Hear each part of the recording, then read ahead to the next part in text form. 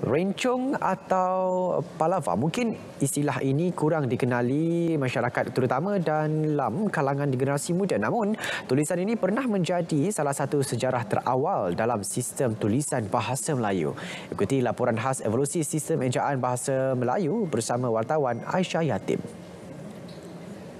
Pakcik Don, cuba sebutkan perkataan ini. Ya. Wow, unta. Bukan unta. Wow, burung. Oh, burung. Kupikirkan unta. Dan kalau kita teliti dari sudut sejarahnya, kalau kita lihat ya dalam dunia Melayu ini ada dua ejaan yang terkenal hingga sekarang ini. Satunya sistem ataupun satu sistem tulisan Jawi. Satu lagi tulisan Rumi. Tetapi jika kita lihat dari sudut sejarahnya,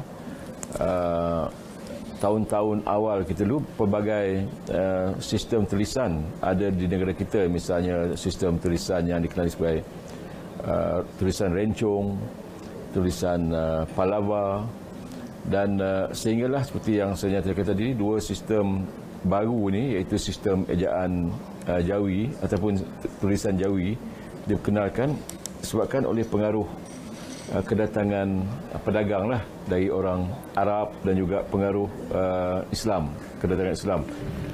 Bahasa Melayu bukan sahaja indah pada bahasanya, malah makin mendapat tempat di mata dunia.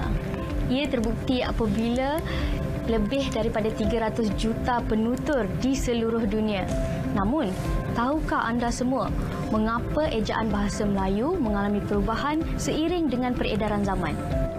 Antara faktor yang menyumbang kepada transisi sistem ejaan ialah kehadiran teknologi, peningkatan bidang ilmu penulisan serta pengaruh ekonomi. Salah satu puncanya lah mesin type dan juga komputer kan tak ada waktu itu, tak ada